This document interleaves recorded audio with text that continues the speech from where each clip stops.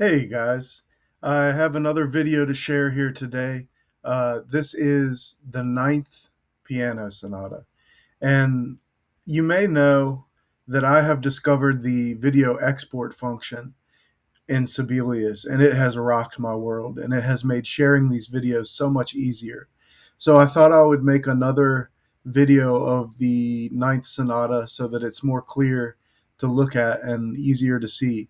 Um, the Ninth Sonata is my most recent work, and I wanted to say a few things about it. So, one of the things I wanted to say is that I was reflecting on the Schubert sonatas. And Schubert is one of my favorite composers of all time and has been for a very long time. And if you know the Schubert sonatas, you know that they are very large in scope. If you look at something like the last sonata, D 960, it's very big. It's about 45 minutes if you don't play the repeat of the exposition in the first movement.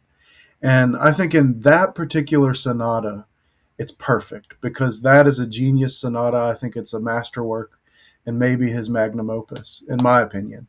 But you have other sonatas of Schubert that are very, very long. And in my personal opinion, I think they would have been more effective if they were shorter and in maybe two or three movements. And here's my argument for that case. One of my favorite Schubert sonatas is the Relique Sonata, D840. And I've played this sonata for many years, and I'm in the process of bringing it back to life for some performances over 2026. But the third and fourth movement are incomplete. He didn't finish them. And what you're left with is a two movement work that lasts about 20 minutes. And I think it's perfect in scope. And I really love that sonata. And because it's incomplete, I love it even more. So I was thinking about making a sonata that's a little truncated and a little less long. I had everything ready to go to make this a three movement sonata that would last about 30 minutes, but I decided not to. So I was also reflecting a little bit on the Scriabin sonatas, especially the middle and late period sonatas, and how they're all condensed down. And you have a very short sonata, like think about the fourth and the fifth sonata, and everything's very condensed and tight. Like there's a lot of data within those few minutes that you get. And I think the same is true of my ninth sonata. I think that it's a shorter work, but it would be beautiful in a program. And I think it's a really cool sonata. I hope that all that made sense. That's what's been on my mind with it. But on my heart is that this is my newest work, and I'm very, very happy with it. I hope that you might watch this video and decide to perform it. And I hope that you enjoy the Ninth Sonata. And please like and subscribe so that you can see more interesting and cool videos like this.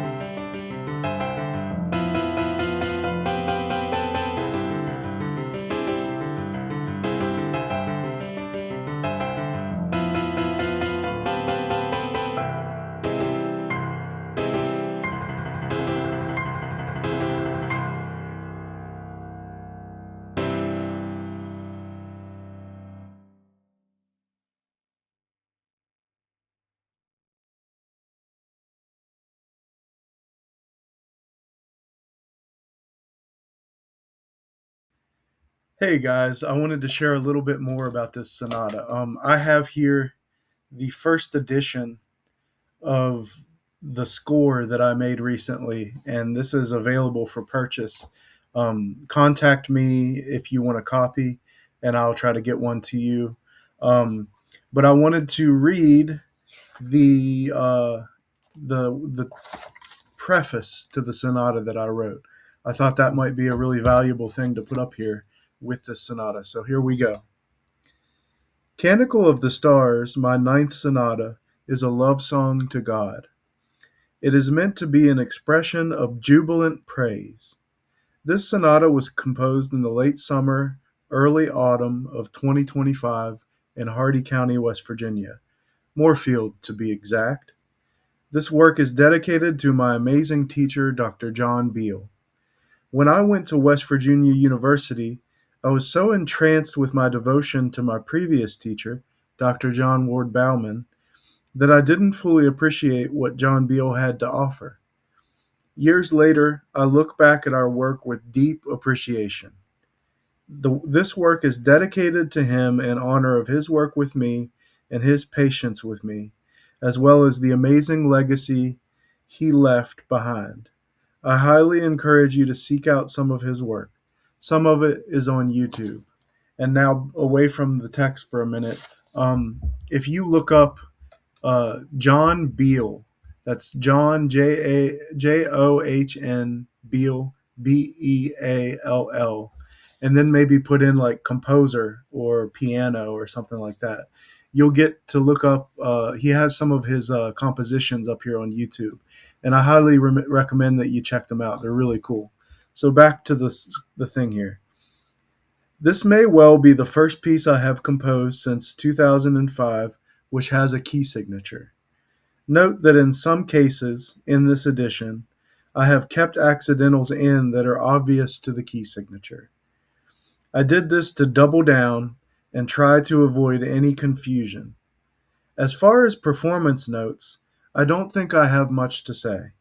Pedal generously yet thoughtfully, leave room for resonance and space, particularly in the first movement. Try to follow the phrasing. Don't be afraid of rubato, but don't be excessive. I would say in general, I am less dogmatic about metronome markings in my score. My markings are more or less guidelines, but I encourage creativity within reason when it comes to tempi. I find that this is a way for us to have more diversity and individuality in performance. The one thing that is non negotiable in this work is joy. This work is an expression of joy, love, and light, and if I am lucky, perhaps even grace. Thank you so much for your interest in this work. I wish all performers the best when it comes to learning this work. Try to find the love in it. It's there. Enjoy. And then I wrote, and as always, practice hard, play harder, dudes. That was my little line for a long time in my lessons. I still say it sometimes. But yeah, this is the ninth sonata, and I appreciate you hanging in there and watching it.